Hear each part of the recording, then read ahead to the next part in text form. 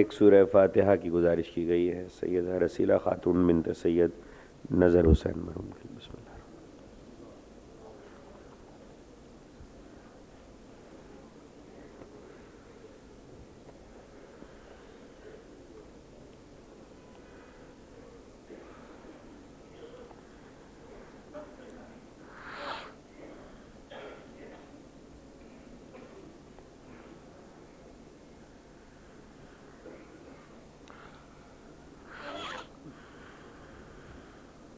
صلوات.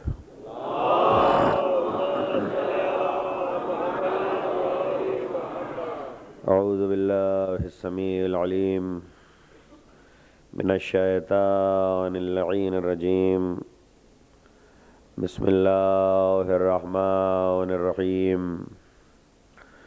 الحمد للہ الاول بلا اول کان قبلہ والآخر بالآخر یکون بعدہ الذی قصرت عن رؤیتہ ابصار الناظرین وعجزت عن نعتہ اوہام الواصفین الذی ابتدع بقدرتہ الخلق ابتداء واخترعہم علی مشیتہ اختراعا ثم سلک بهم طریق ارادتہ وبعثهم علی سبیل محبتہ والصلاة والسلام علی الاول العدد وصاحب الابد اسرتہ خیر الاسر وعطرتہ خیر العطر وشجرتہ خیر الشجر نبتت فی حرم بسقت فی کرم سیدنا و مولانا ابی القاسم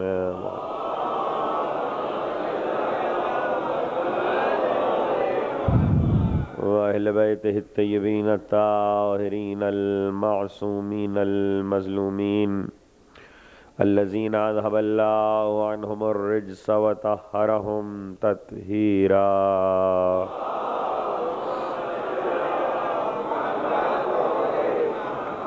لا سیما علی الحق الجدید وطلعت الرشید وغرۃ الحمید بقیت اللہ فی الارض وحجت اللہ علی الخلق شریک القرآن صاحب العصر والزمان عجل اللہ تعالی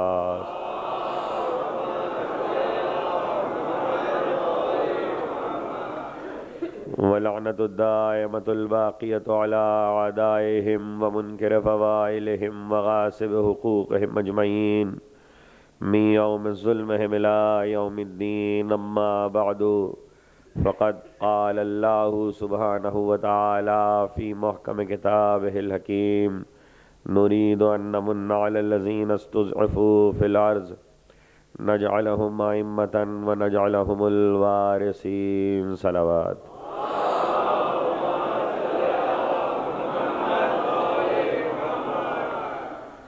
اگرچہ بہت قریب تشریف فرمائیں آپ، لیکن ابھی چونکہ آنے والے حضرات مجھے نظر آ رہے ہیں اور دروازے پہ بہت سے لوگ، ذرا سا اگر زحمت فرما لیں، تھوڑا تھوڑا آگے آگے.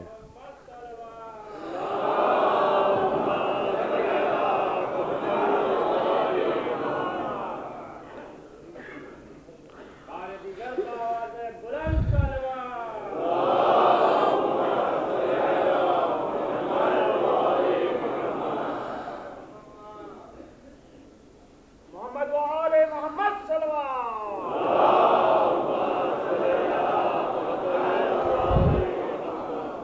امام بارگاہ حسینیہ زہرا میں آپ حضرات عشرہ اربعین کے سلسلے کی 8ویں تقریر سماعت فرما رہے ہیں بعنوان شرح زیارت وارثہ۔ گفتگو ہے ایک ایسے کلام پر کہ جو کلام معصوم ہے، جس کا پڑھنا ایک طرف سعادت، ثواب اور فضیلت کا باعث ہے، دوسری طرف اصلاح فکر کا سبب ہے۔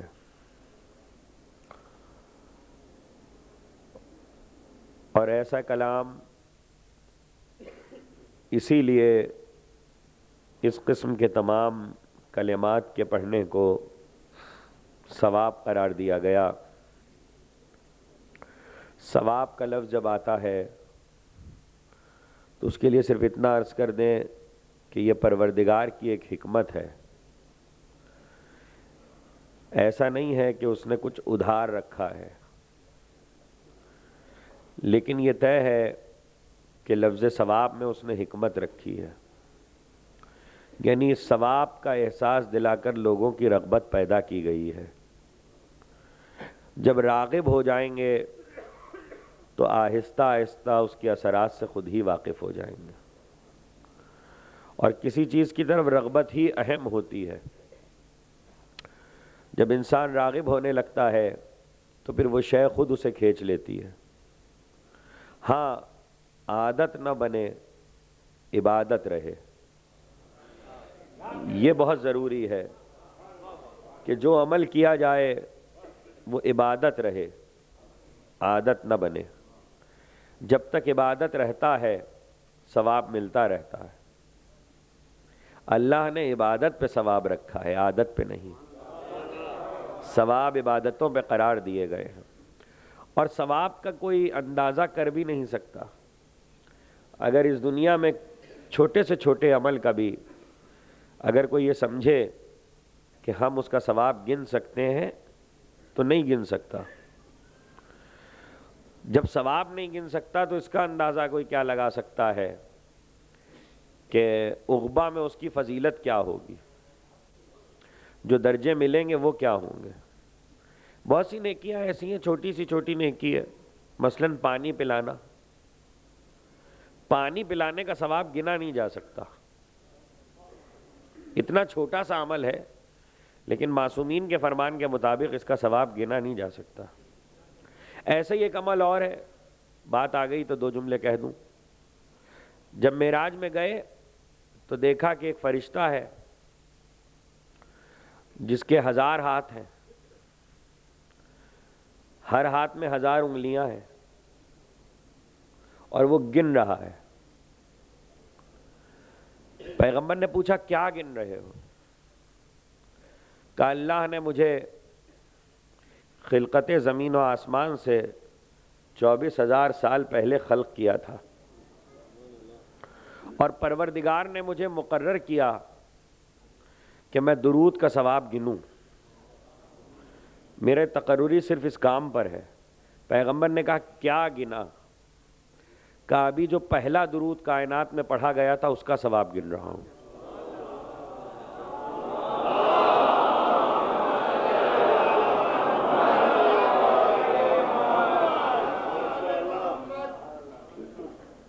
پڑھائیں پڑھائیں پڑھائیں۔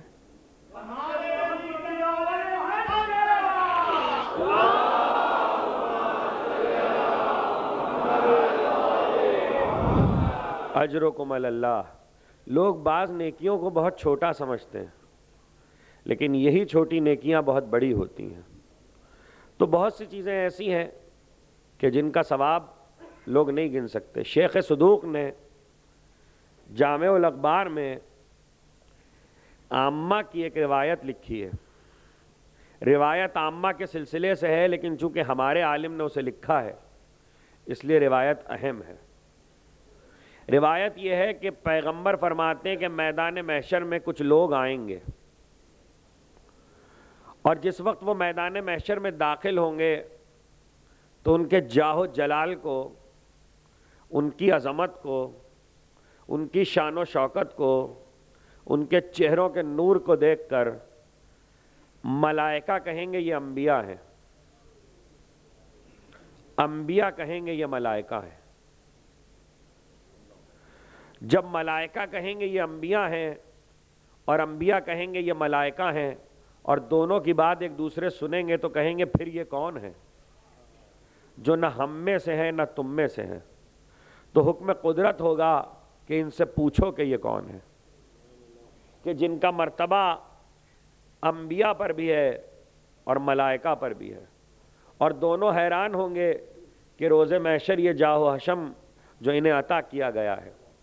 تو ان سے پوچھا جائے گا کہ تم کون ہو، کہ اللہ نے تمہیں نبیوں اور ملائکہ پر فوقیت دی مرتبے کے لحاظ سے، کہ آج جو شان تمہاری ہے وہ نہ نبیوں کو نصیب ہے نہ ملائکہ کو۔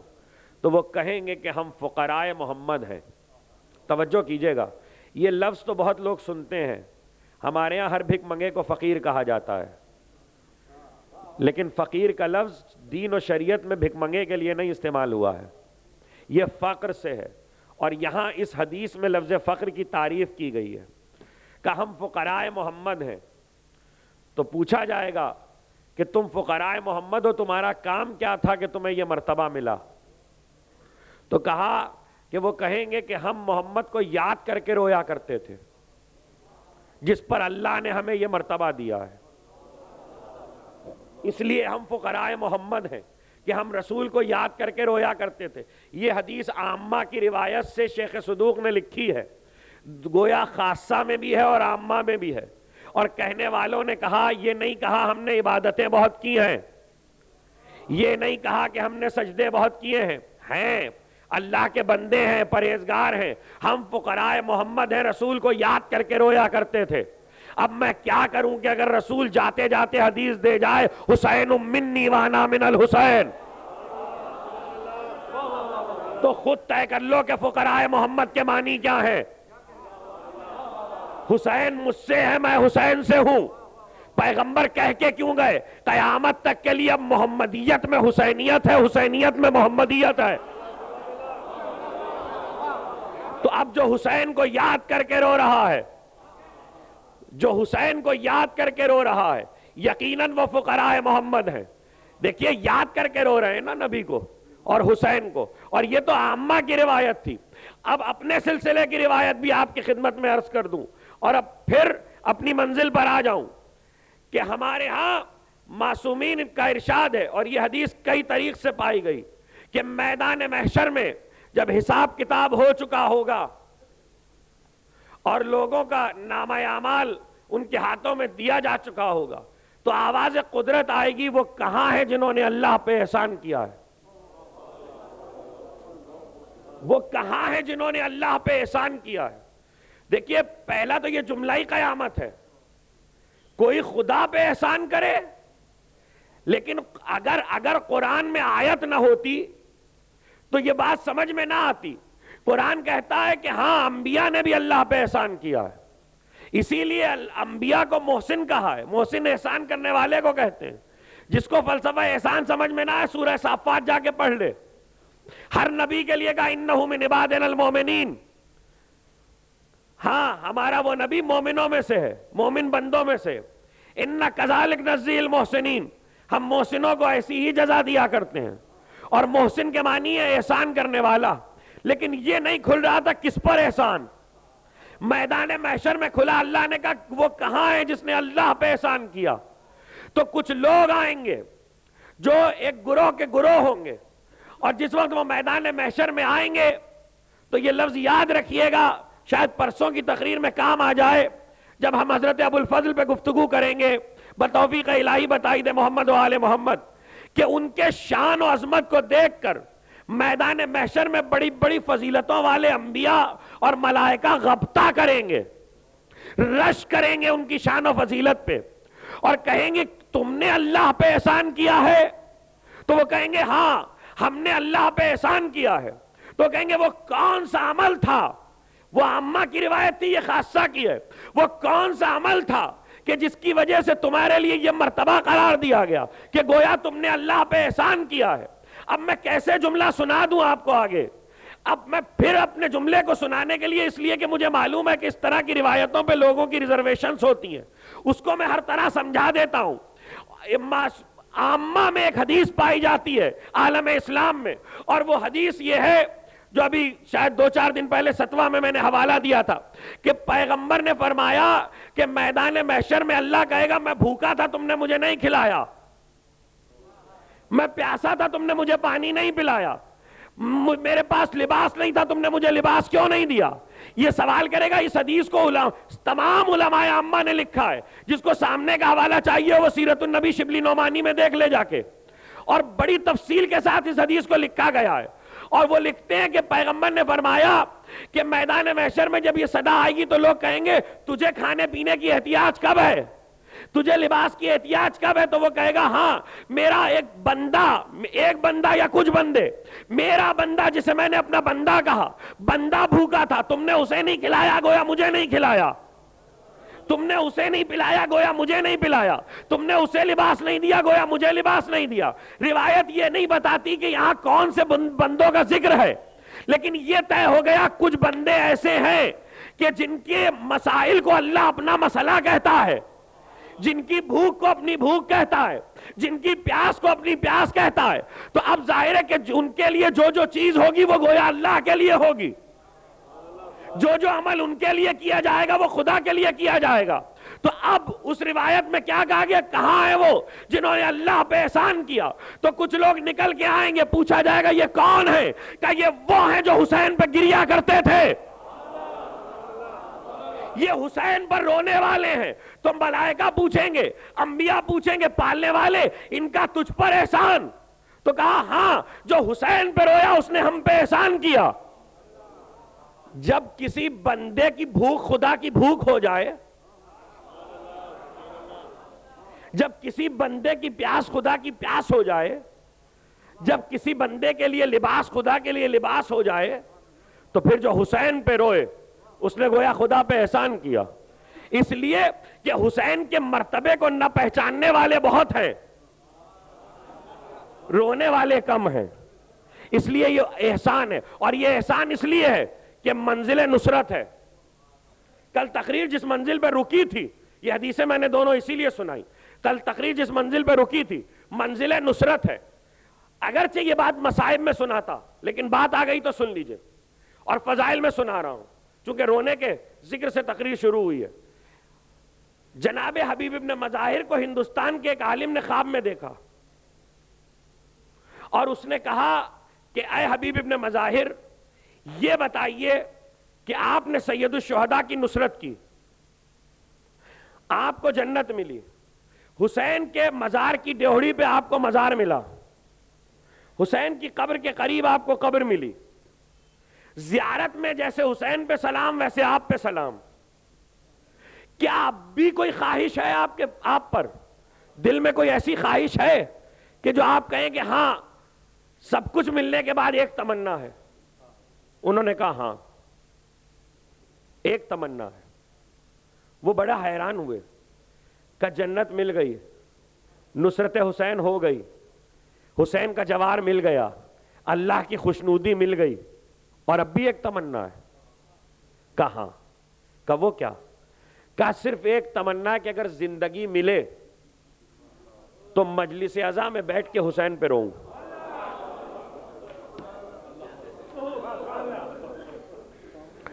اس روایت سے اندازہ ہوتا ہے کہ حسین پر رونا، ظاہر ہے میں ابھی مصائب نہیں پڑھ رہا ہوں، مجھے بھی تقریر کرنا ہے، لیکن یہ میں سنا اس لیے رہا ہوں کہ ان باتوں کو لوگ محفوظ کر لیں کہ حبیب ابن مظاہر اتنے مرتبے پانے کے بعد بھی حسین کے اس رجل فقی کی ایک تمنا ہے۔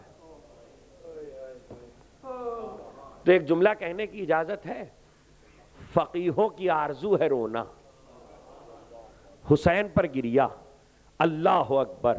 اسی لیے تاریخ شیعت میں کوئی ایسا نہیں گزرا کہ جس نے رونے کی اہمیت سے انکار کیا ہو، سید الشہداء پہ گریے سے انکار کیا ہو، اس لیے کہ یہ رونے سے آپ نصرت کر رہے ہیں۔ اور کل فلسفہ نصرت ہی پہ تقریر ختم ہوئی تھی، اور اسی نصرت سے ہمیں آگے بڑھ جانا ہے اور ہمیں ایک منزل تک آنا ہے۔ یہ جو آپ گریہ کر رہے ہیں یہ نصرت ہے. قرآن مجید آواز دیتا ہے فلما احس عیسیٰ منہم الکفر. یہ سورہ آل عمران کی آیت ہے. فلما احس عیسیٰ منہم الکفر، جب عیسیٰ نے ان کا کفر دیکھا، قالا، تو ایک جملہ کہا. اس جملے کو میں آپ سے بعد میں نقل کروں گا. ایک اور سورے سے پہلے ایک آیت سنا دوں. یا ایھا الذین آمنوا کونوا انصار اللہ، اے مومنو ایمان لانے والو اللہ کے مددگار بنو. قرآن کہہ رہا ہے اے ایمان لانے والو اللہ کے مددگار بنو. سب سے بڑی بات تو یہ ہے کہ اس آیت پہ رک کر پہلا سوال تو مسلمان امت کو یہ کرنا چاہیے، کیا اللہ کو بھی مدد کی ضرورت ہے؟ کیا پروردگار کو بھی مدد چاہیے؟ قرآن کہہ رہا ہے ناصر کے اور کوئی معنی نہیں ہے. اے ایمان والو کونو انصار اللہ، اللہ کے ناصر بنو. اللہ کو مدد چاہیے. اس کے معنی کچھ موقع ایسے ہیں کہ جہاں اللہ کی مدد کی جاتی ہے. تو جو اللہ کی مدد کرے گا وہ کون ہوگا؟ ہم اور آپ، ایمان والے. تو ایمان والے غیر اللہ ہیں نا. جب غیر اللہ ہے تو غیر اللہ اللہ کی مدد کر سکتا ہے، ہماری مدد کیوں نہیں کر سکتا؟ یہ بالکل صاف مدد کا معاملہ قرآن میں ہے. اور یہ نصرت کا لفظ آیا ہی صرف مدد کے لیے. اب اس کے مختلف پہلو ہیں، اس کو محفوظ کرتے چلے جائیے گا. غیر اللہ، آج تک یہی الزام ہے کہ اہل بیت کے چاہنے والے غیر اللہ سے مدد مانگتے ہیں. قرآن کہہ رہا ہے کہ غیر اللہ سے مدد اللہ مانگ رہا ہے. اے ایمان والو مدد کرو اللہ کی. کما قال عیسی ابن مریم، جیسے عیسی ابن مریم نے کہا للحواریین، اپنے حواریوں سے، ومن انصاری الی اللہ، کون ہے جو میری مدد کرے اللہ کی طرف؟ قال الحواریون، تو حواریوں نے کہا ہم ہیں، نحن انصار اللہ، ہم ہیں اللہ کے مددگار. اس میں نہ حدیث ہے، نہ روایت ہے، نہ راوی ہے، نہ تاریخ ہے. یہ صاف قرآن کی آیت ہے. میں نے آپ کی خدمت میں آیت بھی پیش ترجمہ بھی پیش کر دیا. آیت کیا کہہ رہی ہے؟ اے ایمان والو اللہ کی مدد کرو، جس طرح عیسیٰ نے کہا حواریوں سے کون ہے میرا مددگار اللہ کی طرف. حواریوں نے جواب دیا ہم ہیں اللہ کے مددگار. یا تو بہت الجھی ہوئی آیت ہے یا بہت صاف آیت ہے. دو میں سے ایک بات تو طے ہے. کسی عالم نے مفسر قرآن نے اسے متشابہ آیت نہیں لکھا. یہ محکم آیتوں میں سے بالکل صاف آیت ہے. اور دیکھیے معاملہ اس لیے صاف ہے کہ قرآن کہہ رہا اللہ کے مددگار بنو، جس طرح عیسیٰ نے حواریوں کو پکارا کون ہے جو میری مدد کرے اللہ کی طرف، اور پلٹ کے حواریوں نے کہا کہ ہم اللہ کے مددگار ہیں. حواریوں سے جا کے کوئی پوچھے کہ عیسیٰ کہہ رہے ہیں میرے مددگار بنو، تم کہہ رہے ہو ہم اللہ کے مددگار ہیں. قرآن نے اس پہ تنقید بھی نہیں کی. قرآن نے بات صاف کر دی، اپنے زمانے کے ہادی کی مدد گویا خدا کی مدد ہے.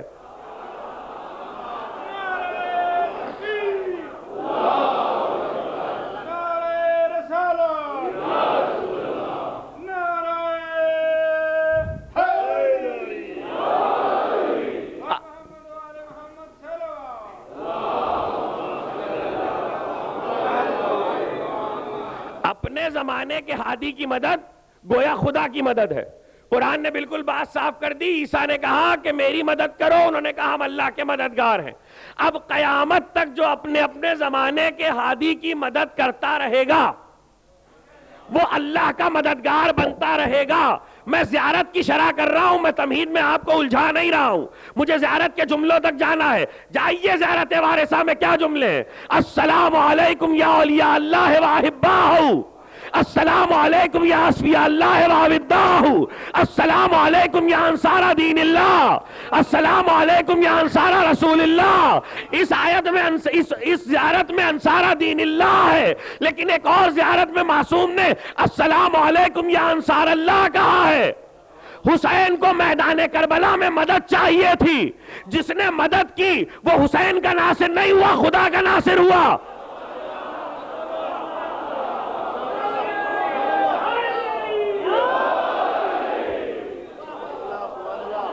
نے حسین کی نصرت کی. پہلے اس نصرت کو میں سمجھا دوں.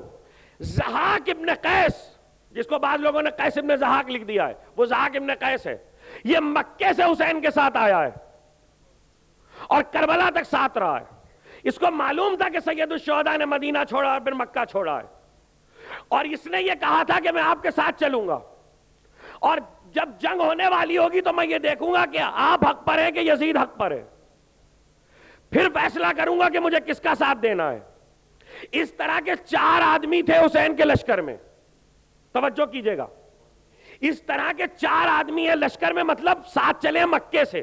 ان کا تعلق براہ راست حسین سے نہیں ہے، نہ یہ حسین کے کو امام مانتے ہیں، نہ یہ مسلک اہل بیت پر ہیں، لیکن یہ 4 مکے سے ساتھ چلے تھے. ان میں شہرت اس کو ہوئی ہے ضحاک ابن قیس کو، اور شہرت کی وجہ بھی ہے.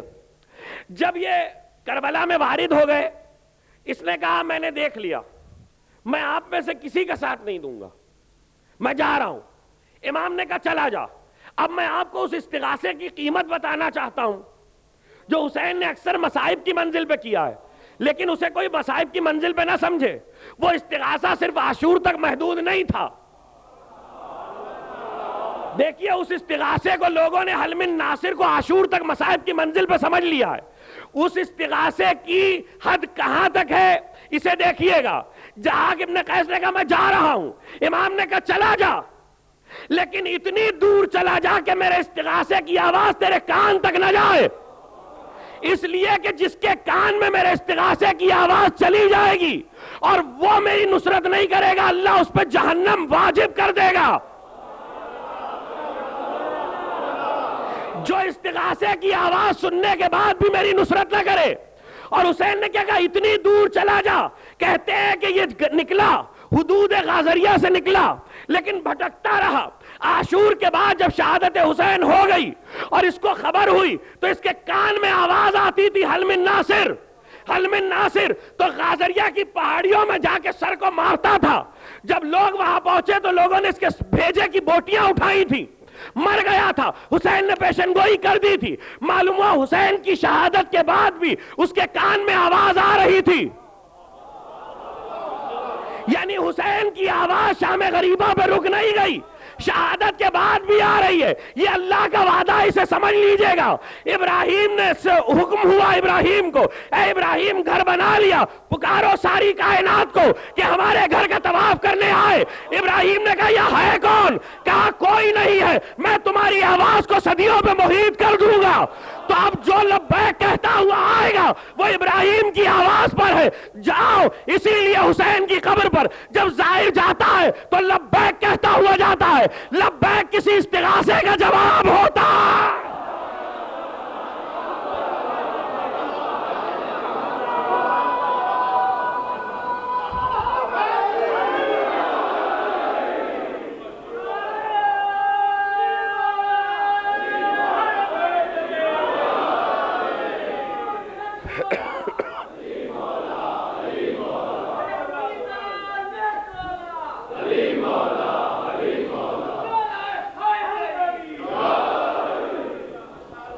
دیکھیے یہ جو لبیک کا جملہ آپ حج میں کہہ رہے ہیں نا، یہ جواب ہے ابراہیم کی پکار کا.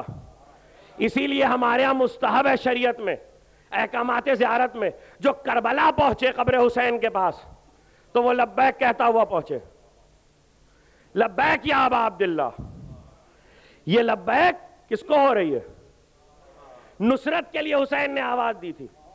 اور قرآن کہہ چکا جو اپنے وقت کی حجت خدا کی نصرت کرے، اس نے خدا کی نصرت کی. وہ خدا کا ناصر ہے، اور جو خدا کا ناصر ہے وہی رسول کا ناصر ہے. دیکھیے زیارت میں انصار کے سلسلے میں جو زیارت ہے اس میں یہ کہا گیا کہ تم ہی ہو رسول کے ناصر، تم ہی ہو علی کے ناصر، تم ہی ہو زہرا کے ناصر، تم ہی ہو حسن کے ناصر. باقی ناصر کہاں گئے؟ یہ کربلا والے ہی سب کے ناصر کیوں ہیں؟ رسول کے ناصر بھی یہی، علی کے ناصر بھی یہی، سیدہ کے ناصر بھی یہی، حسن کے ناصر بھی یہی. یعنی حسین اکیلے نہیں آئے ہیں کربلا میں. کربلا میں حسین اکیلے نہیں کھڑے ہیں. یہ خامس آلیوہ نہیں ہے، یہ پنجتن سمٹ کے آئے ہیں حسین میں. جو حسین کی آواز پہ لبیک کہتا ہوا آئے گا وہ پنجتن کی آواز پہ لبیک کہتا ہوا آئے گا. اب اس زیارت کو اس جملے سے سید الشہداء کے جوڑ لیجئے گا. جیسے ناصر مجھے ملے نہ میرے نانا کو ملے نہ میرے بابا کو ملے نہ میرے بھائی کو ملے. آپ کو پتا ہے کہ ناصروں کا ایک عجیب مسئلہ ہے. ناصر کا فلسفہ یہ ہے کہ اگر امام وقت کو ناصر مل جائے تو قیام واجب ہو جاتا ہے. یہ سمجھاؤں گا تو پھر ایک لمبی تقریر ہو جائے گی. امام وقت کو ناصر مل جائے تو قیام واجب ہو جاتا ہے, اور ناصر میں 40 کی تعداد ہے. اگر امام وقت کو 40 ناصر مل جائیں, رسول علی کو وصیت کر گئے تھے یا علی صبر کرنا, 40 مل جائیں تو تلوار کھینچ لینا. یہ بالکل صاف بات ہے جو رسول کہہ کے گئے تھے. 40 کہاں ملتے؟ علی نے اتمام حجت کیا تھا, اور اس طرح کیا تھا کہ لوگوں نے آ کے کہا یا علی ہم آپ کا ساتھ دیں گے. علی نے کہا ٹھیک ہے. جتنوں نے رات کو کہا کہ ساتھ دیں گے, علی نے کہا صبح سر منڈا کے آنا, بال اتروا کے آنا. صبح کو صرف سلمان, ابوذر, مقداد اور عمار بال اتروا کے آئے. 4 ہوئے, 40 نہ ہوئے. مولا یہ کیا شرط رکھی ہے؟ بال اتروا کے آنا. ارے وہ اسی سے سمجھ لو, جو امام وقت کے حکم پہ بال نہ اتروا سکے وہ سر کیا اتروائے گا؟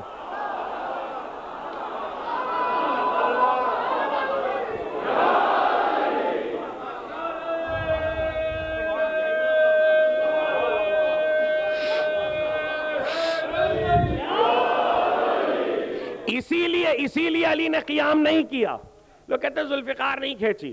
اللہ کی مشیت یہ ہے کہ امام وقت کے پاس جب تک 40 نہیں ہوں گے وفادار, اس وقت تک ذوالفقار نہیں کھینچے گی.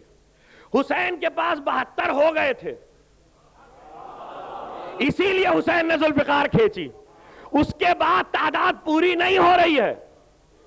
جب تعداد ہو جائے گی جو اللہ نے شرط کی ہے تو ذوالفقار کھینچ جائے گی. یہ ناصروں کا مسئلہ ہے, اور ناصر آخری پیمانہ ہے, یہ بھی یاد رکھیے گا. امام نے کہا جیسے مجھے ملے نہ میرے نانا کو ملے نہ میرے بھائی کو ملے نہ میرے بابا کو ملے. اب قیامت تک کے لیے حسین کے ناصر پیمانہ رہیں گے. یعنی ایمان کی وہ آخری سطح ہے جس کے اوپر کوئی سطح نہیں ہے. کل تک توجہ کیجئے گا, کل تک ایمان کی سطح سلمان بنے ہوئے تھے. یہ ایک ایسی نازک منزل ہے کہ اب کیا کروں, اگر انصار کی حیات پہ گفتگو نہ کر رہا ہوتا تو نہ کہتا. کل تک ایمان کی سطح پہ سلمان تھے 10ویں درجے پہ, لیکن جب کربلا کے 72 آ گئے تو وہ معیار ختم ہو گیا. اب سلمان کے معیار پہ کوئی نہیں تلے گا. اب نصرت امام کے لیے تلے گا تو کربلا کے ناصروں کے معیار پہ تلے گا. یا حبیب کی سطح پہ آئے, یا مسلم ابن اوسجا کی سطح پہ آئے, یا زہیر ابن قین کی سطح پہ آئے. اور یہ جو آئے ہیں یہ ایسے ہیں کہ عرب کا کوئی قبیلہ ایسا نہیں ہے جس میں سے نہ آئے ہوں, اور سب کچھ چھوڑ کے آئے. کل کہہ چکا کہ حسین نے کہا کہ جاؤ تو نہیں جاتے. آج بڑی جمہوریت کی باتیں ہوتی ہیں اور دنیا کے ہر نظام کو جمہوریت کے پیمانے پہ تولا جاتا ہے. میں کربلا کی جمہوریت دکھاؤں کہ نظام جمہوریت سے حسین کی فتح کیا ہے. بہت عجیب پہلو آپ کی خدمت میں عرض کر رہا ہوں, ذرا سی ٹیکنیکل بات ہے لیکن آپ کی سماعتوں پہ اعتبار کر کے پیش کر رہا ہوں. یاد رکھیے گا کہ آج دنیا میں جمہوریت کے پیمانے پہ تولا جاتا ہے تو دیکھا یہ جاتا ہے کس کے پاس کتنے ساتھ دینے والے ہیں, اور پوری مملکت میں سے کتنے ووٹ ملے ہیں, اور کس کس قبیلے نے کس کس علاقے نے ووٹ دیا ہے, کہاں کہاں سے ملا ہے. یہ الگ بات ہے کہ اسی ووٹ میں ٹرن آؤٹ کبھی کبھی اتنا کم ہوتا ہے کہ مسترد کرنے والوں کی تعداد زیادہ ہو جاتی ہے.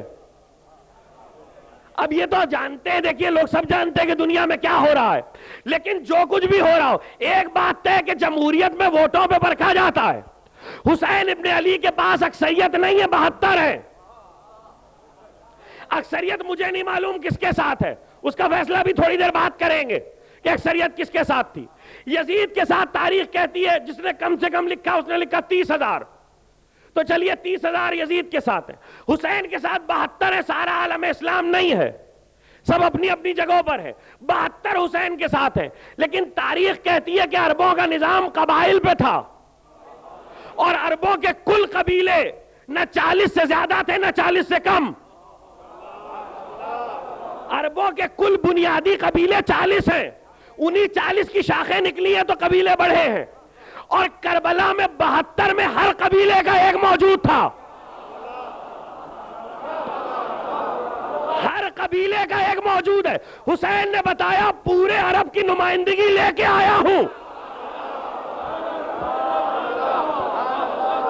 پورے عرب کی نمائندگی لے کے آیا ہوں، جمہوریت کے نظام پہ بھی کربلا دیکھو گے تو حسین فاتح نظر آئے گا، اس لیے کہ حسین سارے عرب کی نمائندگی لائے ہیں، 72 میں ہر قبیلے کا حسین کے ساتھ ہے۔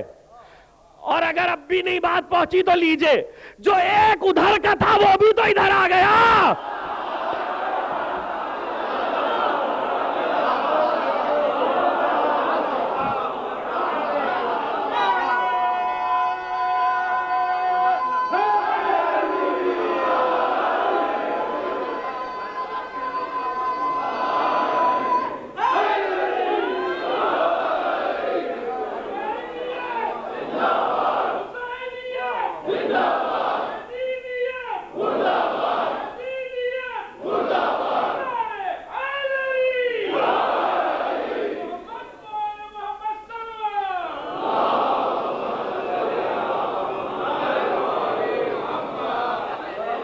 اب ایک مسئلہ اور تھا، اور وہ مسئلہ یہ تھا کہ کربلا میں پوری مملکت اسلامی 3 حصوں میں بٹ چکی تھی، 3 حصوں میں، ایک طبقہ جو حسین کے ساتھ ہے، دوسرا طبقہ جو فوج کی صورت میں یزید کے ساتھ ہے، تیسرا طبقہ جو بظاہر نہ فوج میں ہے نہ حسین کے ساتھ ہے۔ جو یزید کے ساتھ تھا وہ تو پشیمان ہوا، جو حسین کے ساتھ تھے وہ کامران ہوئے، جو بظاہر نہ یزید کی فوج میں تھا نہ حسین کے ساتھ تھا، مسئلہ ان کا ہے کہ وہ پورا طبقہ کس طرف طے کیا جائے کہ تاریخ میں اس نے کس کا ساتھ دیا۔ زیارت وارثہ نہ ہوتی تو اس سوال کا جواب نہ ملتا۔ ہاں ہاں ہاں ہاں زیارت وارثہ نے اس سوال کا جواب دے دیا۔ میں نصرت پہ رکا ہوا ہوں، ابھی واپس آ جاؤں گا۔ دیکھیے زیارت نے سوال کا جواب دیا کہ دیکھو طبقوں کو طے کر لو، لعن اللہ امتن قتلت کا، وَلَعْنَ اللَّهُ أُمَّةً ظَلَمَتْ کا، وَلَعْنَ اللَّهُ أُمَّةً سَمِعَتْ بِذَلِكَ فَرَضِيَتْ بِهِ، اس پر بھی لعنت جس نے قتل کیا، اس پر بھی لعنت جس نے ظلم کیا، اور جو اس ظلم کو سن کے چپ رہا اس پر بھی لعنت۔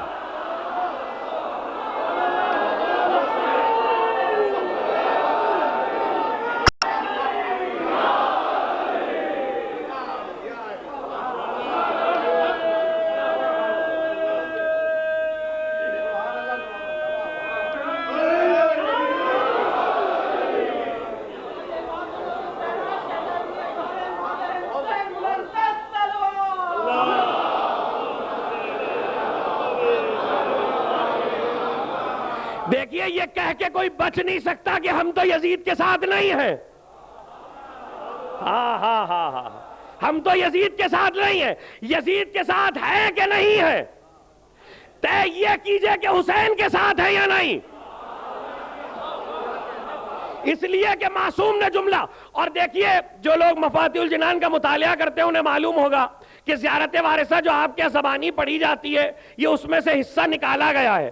زبانی پڑھنے کے لیے دور سے پڑھتے ہیں، لیکن یہی زیارت جب آپ حرم سید الشہداء میں جا کے پڑھیں گے تو 2-3 پیراگراف ایسے ہیں جس کا اضافہ ہو جاتا ہے، اور وہ پیراگراف وہ ہے جو زیارت عاشور میں بھی ہے، اور اس میں ایک جملہ ہے لعن اللہ امتن اسرجت والجمت وتنقبت وتحیت لقتال کا،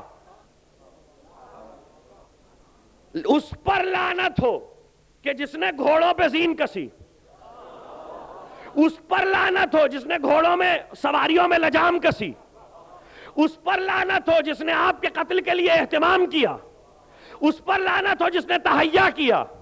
یہ زیارت کے جملے معصوم کی زبان سے ادا ہوئے ہیں۔ ایک شخص اپنا منہ چھپائے رہتا تھا، اور اس نے منہ اس لیے چھپایا ہوا تھا کہ اس کے منہ پہ ایک نشان ہو گیا تھا۔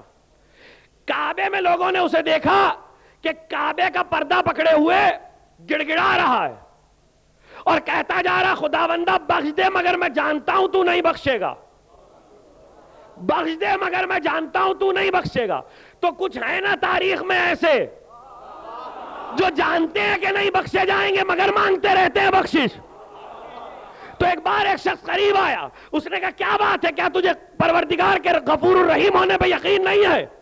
اس نے کہا وہ تو ہے غفور الرحیم، لیکن میرا گناہ، میری خطا اتنی بڑی ہے کہ میں نہیں بخشا جاؤں گا۔ کہا تیری خطا کیا ہے؟ منہ چھپائے ہوئے امامے کے شملے سے، چادر سے۔ کہا کہ یہ داغ دیکھ رہے ہو؟ کہا یہ کیا ہے؟ کہا ایک رات رسول اللہ خواب میں آئے تھے۔ اب اس کو تاریخ لکھتی ہے خواب، یاد رکھیے اس طرح کے تمام واقعات وضاحت کر دوں، خواب نہیں ہے۔ اس طرح کے جتنے واقعات ہیں یہ خواب نہیں ہیں، یہ سب عالم بیداری کے ہیں۔ اور اس کی وجہ یہ ہے کہ ہمارے یہاں یہ حدیث صحیح ہے کہ اگر رسول کسی کے خواب میں آ جائے تو اس پہ جنت واجب ہو جاتی ہے۔ اور جو لوگ یہ کہتے ہیں کہ یزید کے خواب میں آئے وہ بات صحیح نہیں ہے۔ خواب میں نہیں آئے رسول، رسول حالت بیداری میں آئے ہیں۔ اور رسول نے آ کر ایک بار اس سے کہا کیوں تو نے میرے بیٹے کے قتل میں حصہ لیا؟ اس نے کہا یا رسول اللہ میں نے آپ کے نواسے کو قتل نہیں کیا۔ کہا لیکن تو قاتلوں میں ہے۔ کہا میں نے قتل، اب دیکھیے حد سمجھیے گا کہ حد کیا ہے، شرکت کی حد کیا ہے، باطل میں شریک ہونے کی حد کیا ہے۔ کہا یا رسول اللہ میں نے قتل نہیں کیا۔ کہا تو قاتلوں میں شامل ہے۔ کہا میں قاتلوں میں بھی نہیں ہوں، میں یزید کی فوج میں بھی نہیں تھا۔ کہا میں جانتا ہوں تو یزید کی فوج میں نہیں تھا، لیکن تو نے ان گھوڑوں کی نال لگائی ہے جو گھوڑے قتل حسین کے لیے دوڑے ہیں۔ یہ کہہ کے رسول نے تازیانہ مارا ہے۔ اس تازیانے سے چہرے پہ داغ ہوا، اس داغ کو چھپاتا تھا اور کہتا تھا اللہ کے رسول نے سزا دی ہے، میں بخشا نہیں جاؤں گا۔ تو گھوڑوں کی نال لگائی تھی فوج یزید کی، یعنی اگر نال نہ لگائے تو گھوڑے دوڑیں گے نہیں، گھوڑے دوڑیں گے نہیں تو قتال ہوگا نہیں، قتال ہوگا نہیں تو اب ایک تھوڑی آیا تھا نال لگانے والا۔ یہ واقعہ جب تک تاریخ میں موجود ہے یہ بتا رہا ہے کہ رتی بر اعانت ظلم، قتل حسین کے معاملے میں یا اہل بیت کے خلاف نہ تو اس صف میں رکھتی ہے، یہاں سے دور کر دے گی، رتی بھر، رتی بھر۔ اور رتی بھر جو ہے، اب اس سے اندازہ ہو جائے گا کہ یہ ذرا سا عمل کیا ہے۔ یہ ذرا سا عمل انسان کو ایمان کے دائرے سے باہر کر دیتا ہے۔ لاکھ سجدے کرے، لاکھ نمازیں پڑھے، اگر ظالم کی ہمدردی ہو گئی ہے، پیغمبر سے آ کے کسی نے پوچھا یا رسول اللہ ایک امت ایسی ہے جس کا تذکرہ تاریخ انبیاء میں ہے کہ اس امت میں نیکوکار بھی ہلاک ہوئے تھے جب عذاب آیا تھا؟ پیغمبر نے کہا ہاں ہوئے تھے۔ کہا کیوں؟ کہا اس لیے کہ جن پر عذاب آیا ان کے ظلم پر انہوں نے خاموشی اختیار کی تھی۔ تو اب طے ہو گیا کہ ظلم کے معاملے میں، حق و باطل کی بات نہیں کر رہا ہوں، ظلم کے معاملے میں جو چپ رہے گا وہ ظالم کے شریک سمجھا جائے گا۔ اب سمجھ میں آیا کہ 1400 سال سے ہم نے ظلم کے معاملے میں بولنے کا شعار کیوں اپنایا ہوا ہے۔ توجہ، اگر یہ مجلسیں ختم کر دیں تو ہم بھی ظالموں میں ہو جائیں۔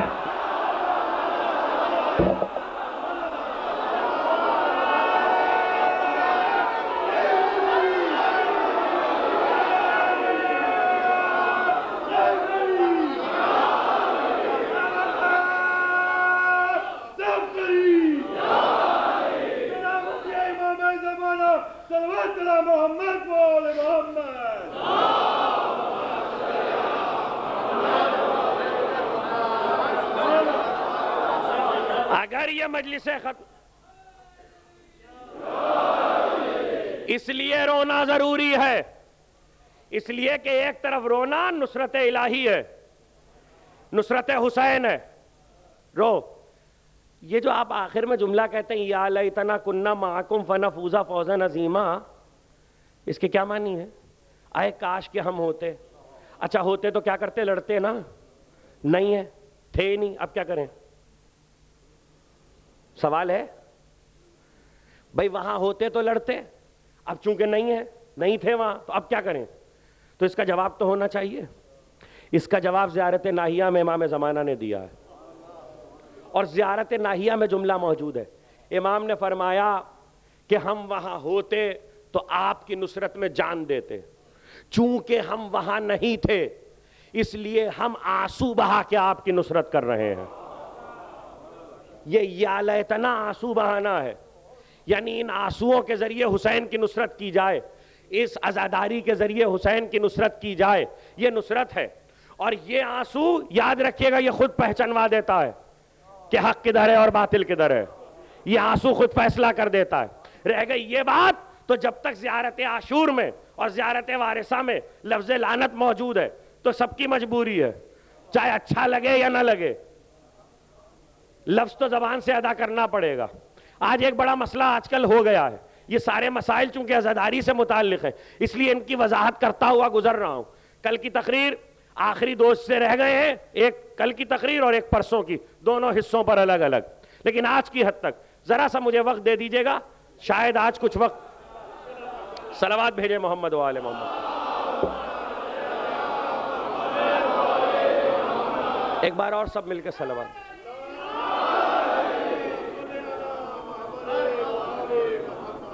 ایک مسئلہ آج کل اور ہو گیا ہے اور بہت کثرت سے کان میں پڑ رہا ہے.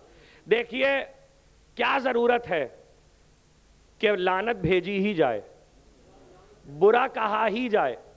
میں جہاں پر ہوں وہیں پہ رکا ہوا ہوں، میں جتنا کہہ رہا ہوں اس کا ذمہ دار ہوں، جو کوئی سمجھ رہا ہے اس کا قطعاً ذمہ دار نہیں ہوں. زیارت وارثہ اور زیارت عاشور پہ رکا ہوا ہوں. اس وقت زیارت وارثہ ہی موضوع ہے. یزید کے معاملے میں کہا بہت سے لوگ، خیر بات کو بالکل صاف ہے کہ صاحب کیا ضروری ہے کہ برا کہا ہی جائے، کیا ضروری ہے کہ لعنت بھیجی ہی جائے. پہلی بات تو یہ ہے کہ کوئی یہ نہیں کہہ رہا ہے کہ چوراہے پہ کھڑے ہو کے بھیجیے، اس لیے کہ آل محمد نے اگر آپ کو تولا کے آداب سکھائے ہیں، جو دین آپ کو درود کے آداب سکھاتا ہے وہ دین لعنت کے بھی آداب سکھاتا ہے. جی لعنت بڑے ادب و آداب کی چیز ہے، کچھ کہہ رہا ہوں، لعنت بہت ادب و آداب کی چیز ہے، دین نے آپ کو سکھایا ہے، اس لیے ان آداب کا خیال رکھنا چاہیے ہمیشہ. اور دوسری بات یہ ہے کہ جہاں تک یہ ہے کہ برا کہنے کی بات، تو کوئی کسی کو برا نہیں کہہ رہا حضور، ہم کسی کو بھی برا نہیں کہتے. معاملہ تو صرف کربلا کا ہے، اور کربلا کا معاملہ جب تک ہے تو سورہ نون والقلم پڑھ لیجئے گا جا کے. سورہ نون والقلم کے حاشیے میں جن کے مولانا فرمان علی صاحب کا قرآن کا ترجمہ موجود ہو، وہ اس حاشیے کو پڑھیں تو اس میں انہوں نے پیغمبر کی ایک حدیث لکھی ہے. حدیث یہ ہے کہ جو اس سورے کو کثرت سے تلاوت کرے گا وہ بااخلاق لوگوں میں لکھا جائے گا، یعنی اس اچھا خلق لکھا جائے گا کہ خلیق انسان ہے، اس کا اخلاق اچھا ہے. اب ذرا اس سورے کو تو پڑھیے کہ جس کو پڑھنے سے آدمی کا اخلاق اچھا ہوتا ہے. تو اس سورے میں چند آیتیں ایسی ہیں جو رسول مکے میں کھڑے ہو کے کعبے کی دیوار سے ٹیک لگا کے پڑھ رہے تھے، اور اگر ابو طالب تلوار لیے نہ کھڑے ہوتے تو پیغمبر وہ آیتیں پڑھ نہیں سکتے تھے. اور وہ آیتیں تھی فلا تطع کل حلاف مہین حماز مشاء بنمیم مناع للخیر معتد نسیم عتل بعد ذلک زنیم. دیکھو جھوٹے کی اطاعت نہ کرنا، جو گنہگار ہو اس کی اطاعت نہ کرنا، جو جھوٹا قسم کھائے حلف اٹھائے اس کی اطاعت نہ کرنا، حد سے تجاوز کرنے والے کی اطاعت نہ کرنا، جس کا نسب خراب ہو اس ولد الزنا کی اطاعت نہ کرنا. یعنی اخلاق شمار ہوگا اس سورے کا پڑھنا.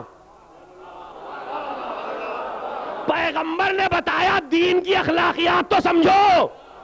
دین کی اخلاقیات یہ نہیں ہے کہ جھوٹے کو سچا کہا جائے، اخلاق یہ کہ جھوٹا ہے تو کہو کہ جھوٹا ہے.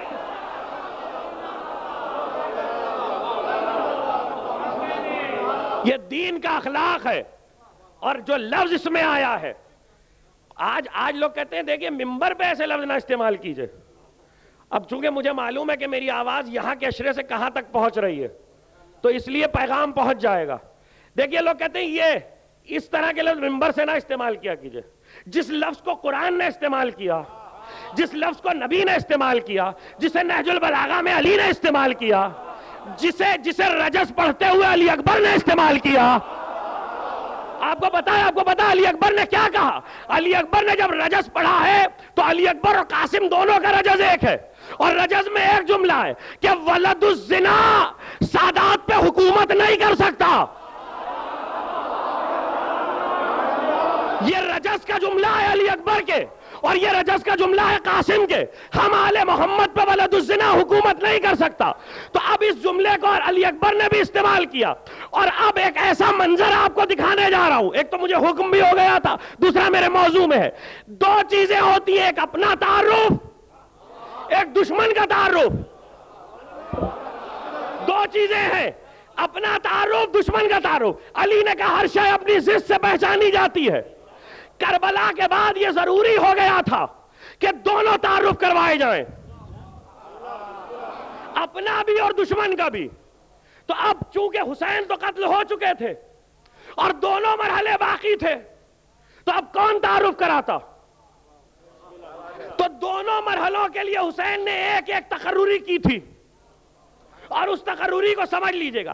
یہ تعارف دربار یزید میں ہونا تھا کہ اپنا بھی تعارف کرایا جائے اور دوسری طرف کا بھی تعارف کرایا جائے.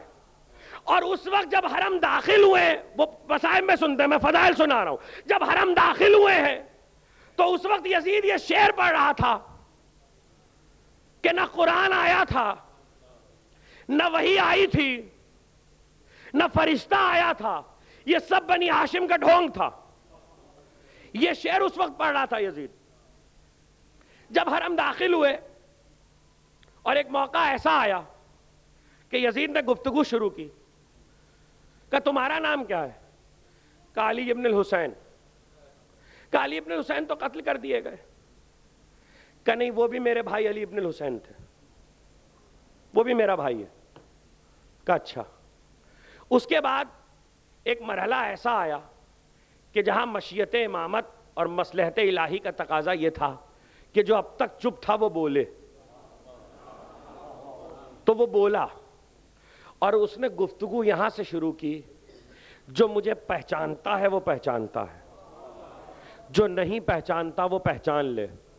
میں کعبے کا بیٹا ہوں, میں زمزم کا بیٹا ہوں, میں منا کا بیٹا ہوں, میں حجر کا بیٹا ہوں, میں صفا و مروہ کا بیٹا ہوں.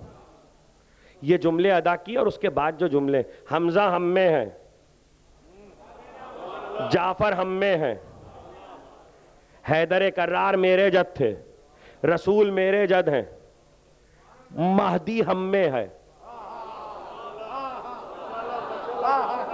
یہ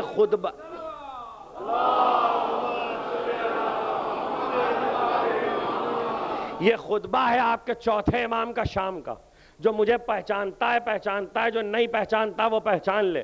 میں زمزم کا بیٹا ہوں, تیری کوئی رشتہ داری زمزم سے ہے؟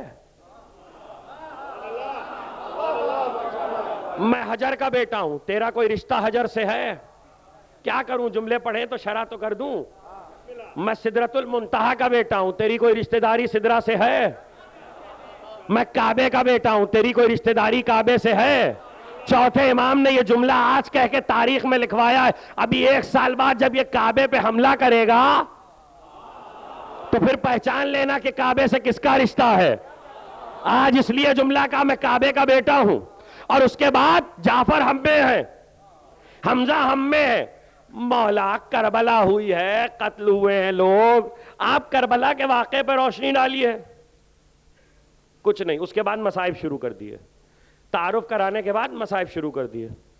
اور مختصر سا خطبہ جس میں زیادہ حصہ مصائب کا ہے اور فضائل کا یہ حصہ کہ اپنے بزرگوں کے نام لیے.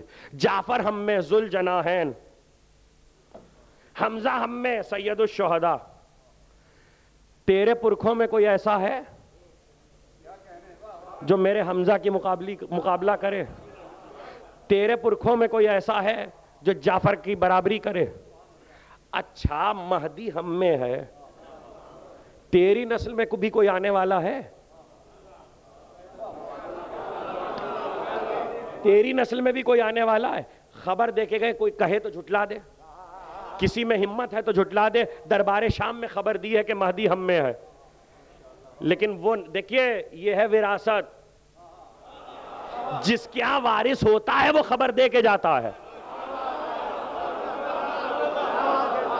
جہاں وارث ہی نہ ہو وہاں کیا خبر دے کے جائے گا؟ اب دو باتیں تھیں، ایک طرف اپنا تعارف کرانا تھا تو سید الساجدین نے کروایا، دوسری طرف ادھر کا تعارف کروانا تھا، اس کے لیے امام کہہ چکے تھے زین العابدین تم چپ رہنا، وہ کام ہم نے کسی اور کے سپرد کیا۔ دیکھیں فضائل ہیں یہ، وہ کام زینب کے سپرد تھا، کیوں ادھر کا تعارف سید الساجدین کیوں نہ کروائیں؟ مشیت امامت ہے کہ سید الساجدین اپنے فضائل بیان کریں۔ دیکھیے مردوں کو قتل کروا سکتا ہے، اگر سید الساجدین وہ لفظ کہہ دیتے جو زینب نے کہا تو ایک تو قتل کرواتا، دوسرا یہ کہ مرد نے مرد کو کہا بات کیا ہوتی؟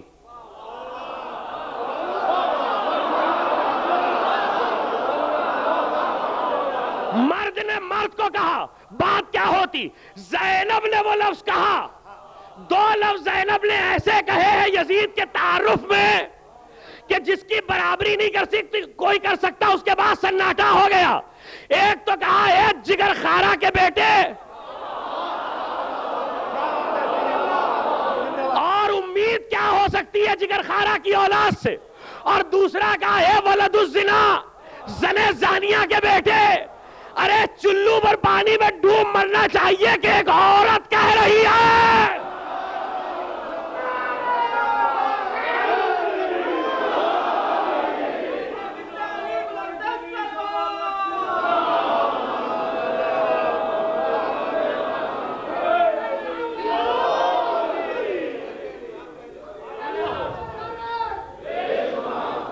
جگر خارا کی اولاد سے اور توقع کیا ہو سکتی ہے؟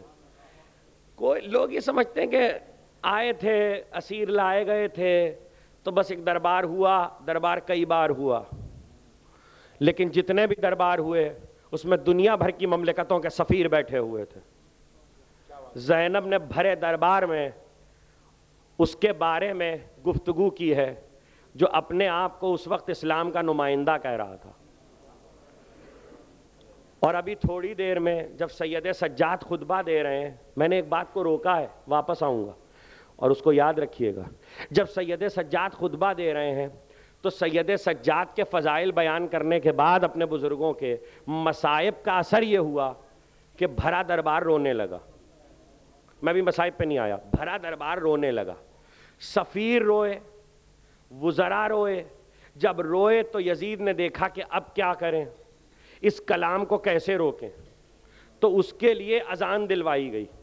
اب یہ منظر آپ نے بارہا سنا ہوگا، لیکن میں اس منظر کی شرح کرنا چاہتا ہوں، اور اس لیے کرنا چاہتا ہوں دیکھیے وراثت کہاں تک پہنچی ہے، اور مجھے چونکہ حکم بھی دیا تھا تو کہ یہ واقعہ میں بیان کر دوں، اس لیے ایک نئی شرح کے ساتھ آپ کی خدمت میں عرض کر رہا ہوں بتوفیق الہی بتائید محمد و آل محمد۔ ابھی جب آئے تھے حرم تو یزید نے کیا کہا تھا؟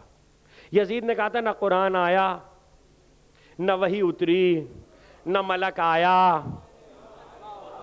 یہ سب بنی ہاشم کا ڈھونگ تھا۔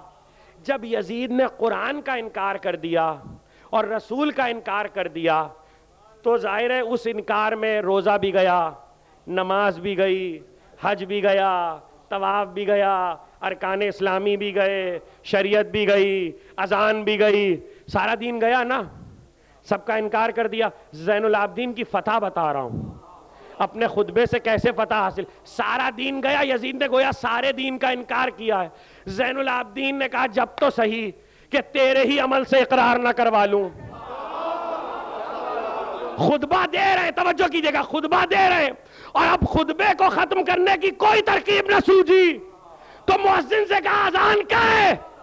اذان کیوں کہلوا رہا ہے؟ تو شریعت کا انکار کر چکا.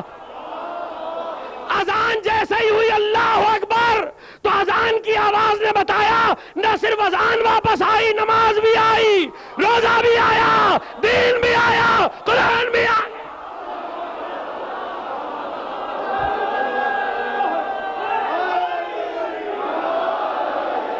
میرے عزیزو، یہ جملہ شاید بہت اچھا آپ کو لگے، اسے محفوظ کر لیجئے گا.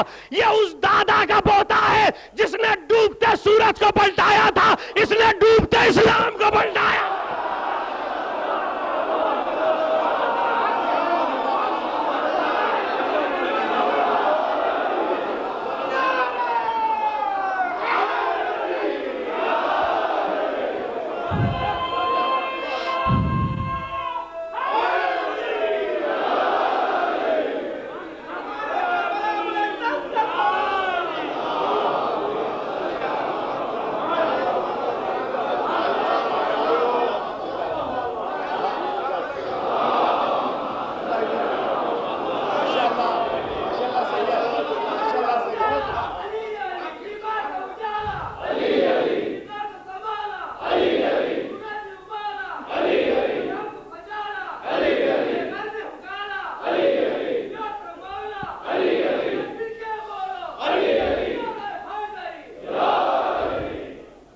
لمحے بھر میں ڈوبا ہوا دین واپس آیا. یہ سید سجاد کی فتح ہے، اور اس پر مہر لگائی یہ کہہ کے کہ یزید، یہ جو اشہد ان محمد رسول اللہ ہے، یہ تیرے جد کا نام ہے کہ میرے جد کا؟ یہ تیرے دادا کا نام ہے کہ میرے جد کا؟ کہ یہ تو آپ ہی کے جد کا نام ہے، یہ تو آپ ہی کے جد کا نام ہے. تو حسین اور یزید کے معاملے میں کیا مقابلہ دنیا کرتی ہے؟ بات تو یہی اذان پہ ختم ہو گئی کہ قیامت تک حسین کے نانا کا نام اذان میں ہے. رشتہ داریوں پہ فیصلہ کر لو نا، بہت فخر ہے لوگوں کو رشتوں پہ.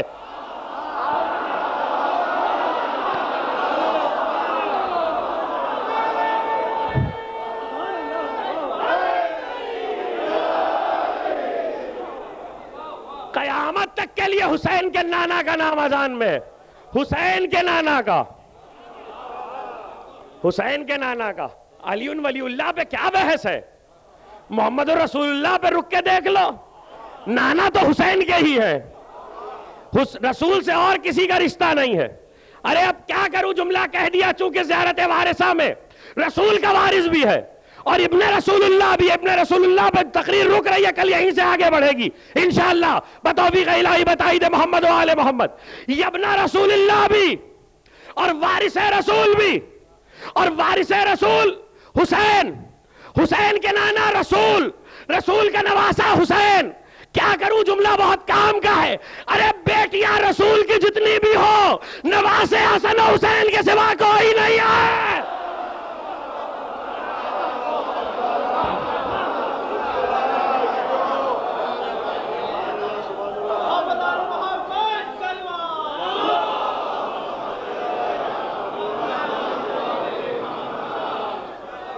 اسی پہ فخر ہے.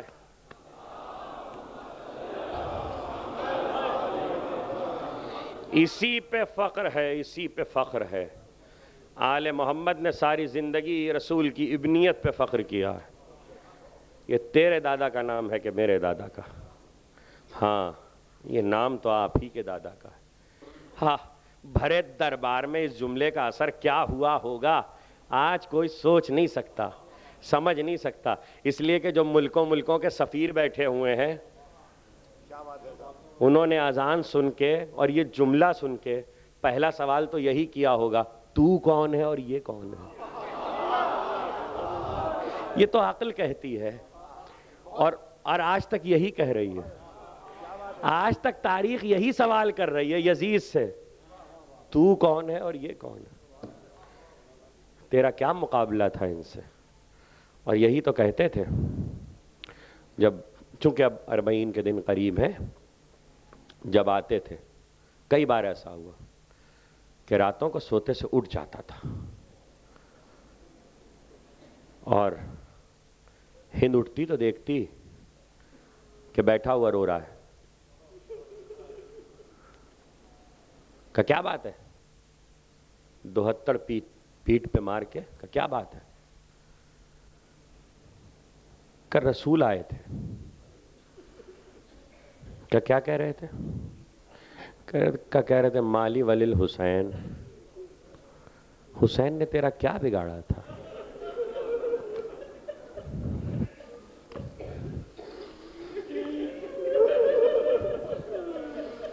حسین نے تیرا کیا بگاڑا تھا؟ عزیزو، آپ کی آوازیں بلند ہو گئیں. آج شب جمعہ ہے اور یہ 40 سے پہلے کی شب جمعہ ہے. ہفتے کو 40 ہے. عجیب اتفاق ہے کہ پوری دنیا میں تقریباً اس بار 40 ایک ہی دن پڑ رہا ہے. تعزیت دینے ہزاروں کا اجتماع کربلا میں ہو رہا ہے. بہن کو تعزیت دینے لوگ شام پہنچ چکے ہیں. جو نہیں جا سکے خدا انہیں لے جائے. دکھا رہے ہیں سارے میڈیا پر، چینلز پہ دکھایا جا رہا ہے کہ عراق کے لوگ بم پھٹ رہے ہیں، گولیاں چل رہی ہیں، جانیں جا رہی ہیں، مگر پیدل اپنے شہروں سے حسین کے روضے پہ 40 کرنے کے لیے.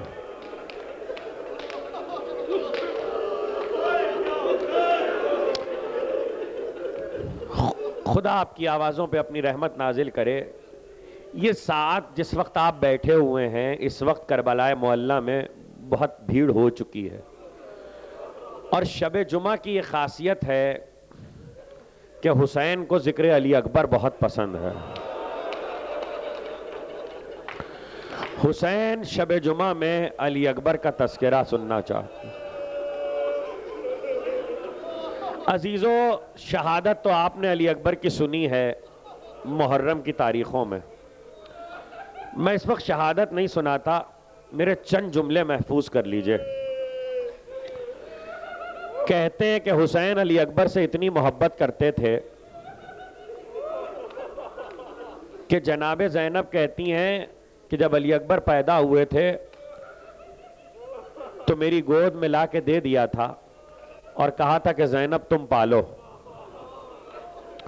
لیکن میں دیکھتی تھی کہ اکثر رات کے اندھیرے میں شمع کی روشنی میں کوئی سایہ علی اکبر پہ جھکا ہوا. جب میں قریب ہو کے دیکھتی تو حسین میرے حجرے سے نکل رہے ہوتے تھے. راتوں کو علی اکبر کا چہرہ دیکھنے آتے تھے. یہ چہرہ دیکھنے حسین اس طرح آتے تھے کہ یہ محبت یوں تازہ دم رہی کہ تمام مقاتل نے لکھا کہ جب راہ کوفہ و شام میں نیزوں پہ سر چلے تو حسین کا سر اپنی آنکھیں ادھر موڑ لیتا تھا جس نیزے پہ علی اکبر کا سر ہوتا تھا.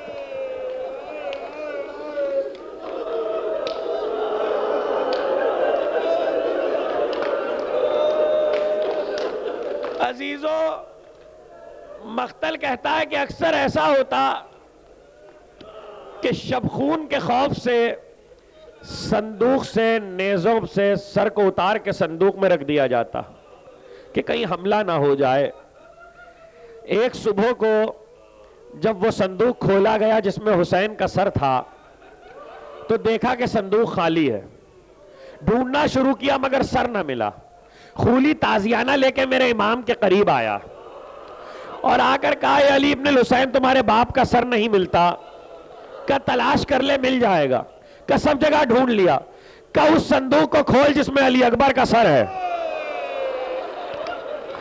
اب جو وہ صندوق کھولا تو بیٹے کے رخسار پہ رخسار رکھے ہوئے کہہ رہے تھے ولدی علی.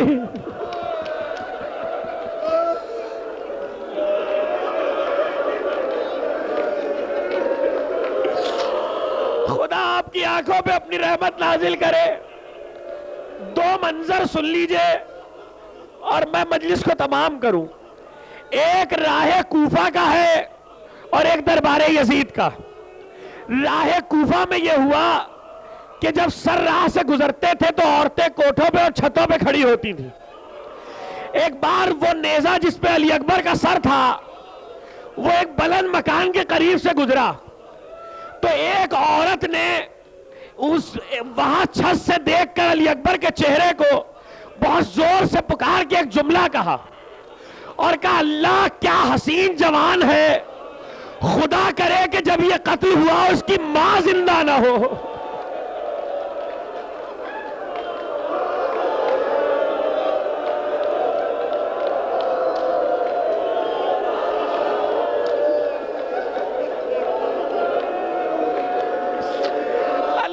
کو جزائے خیر دے.